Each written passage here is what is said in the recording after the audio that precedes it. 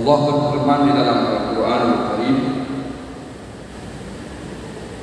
"Qul innal mauta alladzi tafirruna minhu fa innahu mulaqikum." Katakan olehmu wahai Muhammad, sesungguh kematian itu yang kamu lari dari kematian. Kematian itu pasti akan menemui kamu. Ditanya tetap mati. Kemanapun kita pergi, mati itu pasti akan menemui kita. Maka oleh karena demikian, faminan nasi man la yadhkurul mauta illa ala qubur. Sebahagian daripada manusia siman yang tidak pernah mengingat kematian.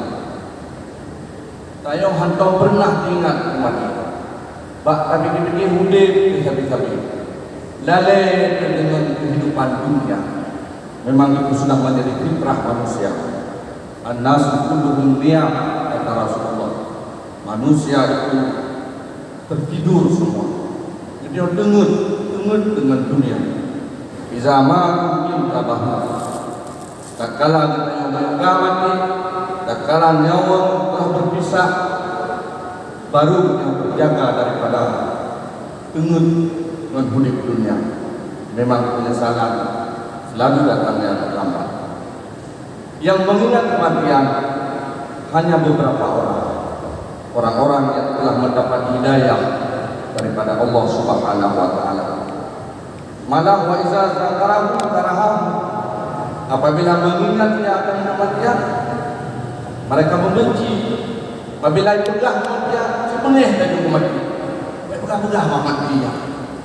Bahkan setelah yang ini mati di dunia karena ingin keberlangsungan hidupnya di dunia, ingin untuk berlama-lama di dunia.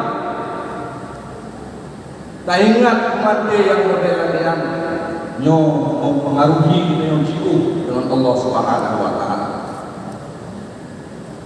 Maka Imam Ghazali menyarankan kepada mereka, "Kata bertobatlah kamu amalan yang bagi daripada yang tidak sepatutnya."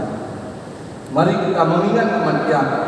Yang mengingat kematian dapat mempengaruhi kita kepada kematian kepada Allah, mempersiap diri menuju kepada Allah, mempersiap bekal untuk kembali kepada Allah, menyempurnakan taubat kita.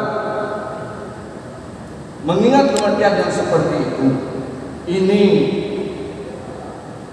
dituntut kita untuk terus menerus memperbanyak taubat, memperbanyak zikir, memperbanyak ibadah kepada Allah Subhanahu wa taala. Ingat mati yang tenang, kan karena untuk keberlangsungan hidup beliau dalam dunia. Tapi ingat mati karena tidak berkalah. Hadiah Allah Subhanahu wa taala kepada orang-orang mukmin. Orang mukmin, orang yang betul-betul taat kepada Allah, orang yang mempergunakan dunia ini sebagai mazra'atul akhirah, pasti mencintai kematian.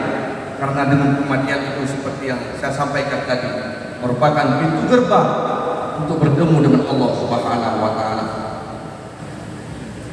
Pada suatu hari Rasulullah sallallahu alaihi wasallam keluar menuju ke masjid. Wa idzal qaumun yatahadatsu. Tiba-tiba ada satu kaum yang lagi ngobrol, yang lagi asik bicara di masjid. Dan mereka itu tertawa. Faqala, berkata Rasul, "Uzkurul mauta." Ingat olehmu wahai mereka itu akan kematian. Wa nafsi biyadi, demi zat dan dengan genggamannya Allah itu sekalian. Lau alimtum ma'alam, seandainya kamu mengetahui apa yang aku ketahui, kata Rasul, la tahidtu qalilan wal yabqitu katsiran. Sungguh sedikitlah kamu tertawa dan sungguh banyak-banyak kamu menangis. Andai kata ada buku patiban kematian yang ada pernah ditempuh oleh Rasulullah, sungguh kita di Quran kalau aku lelih tak bayang betul, pasti dia tak lelih karung mata, taubat kepada Allah. Ingat kepada dosa yang pernah kita lakukan.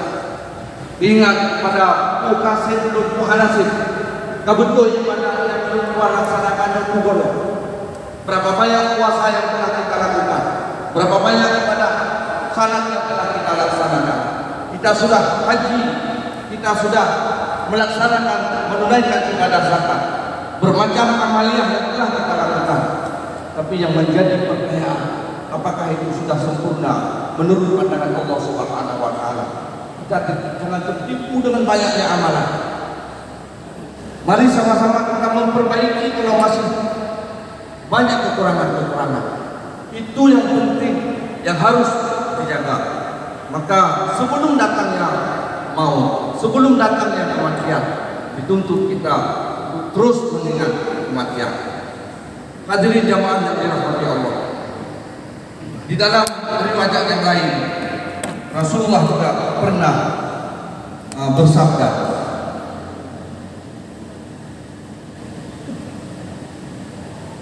"Lau anal bahaim ta'lamu minal mauti ma ta'lamuna ma akaltu minha samina." Seandainya bahwa sungguh binatang mengetahui daripada kematian apa yang telah kamu ketahui. Seandainya binatangnya itu mati lagi dia berpuluh akibat sakit matinya. Itu yang pihak apa yang berpuluh. Itu yang berpuluh mati lagi yang kadang kurang. Seandainya kadang mati lagi Nabi itu, kalau lagi bukan Nabi itu, nyo ukuran binatang. Andai kata binatang yang itu mati, dia 20 tahun. Maka minha samina, sungguh dia hadap kok pada usia binatangnya. Ipa, ile, tapi lemah macam perang tadi dia ni, nyai sedang. Yang pun ada bukan, ada ni asyik tu, antang tuan nak berdoa dia. Ibadat dan bayang jajan kan ni asyik dia tu. Ile kalau binatang, yang binatang, karena jihad itu, tak jihad lagi yang. Ya, yang kena mati. Kalau ingat itu mati, pasti badan. Padahal mati itu, padahal kadang-kadang pulang bersama-sama. Besok pagi mungkin kita sudah dipanggil dengan nama yang lain. Malam ini kita masih duduk bersama. Besok pagi sudah dipanggil almarhum. Ya kan kalau contoh-contoh yang lain ya, kalau banyak lagi pada. Nyo yang penting tuan tidak menyampaikan banyak persoalan, banyak masalah. Mungkin tapi yang sering bahas masalah fikih, masalah tauhid, masalah tasawuf. Nyo malah kita bahas masalah kematian. Itu sekedar mengingatkan. Karena nyo bulan yang bulan Rajab bulan Allah. Sebentar lagi kita akan memasuki bulan Sya'ban. Yang insya Allah tidak lama lagi kita akan memasuki bulan suci Ramadan yang penuh dengan ampunan Allah. Mari kita menjemput rahmat Allah, menjemput ampunan Allah. Begitu pula di bulan Sya'ban, begitu pula di bulan Ramadan. Setelah kita memperbanyak ibadah, kita menjaga ibadah yang pernah kita lakukan supaya jangan terhapus, tidak dibuat perhitungan oleh Allah. Hasibu anfusakum qabla an tuhasabu. Coba mari kita menghitung diri kamu sebelum Allah membuat perhitungan kepada diri kita masing-masing.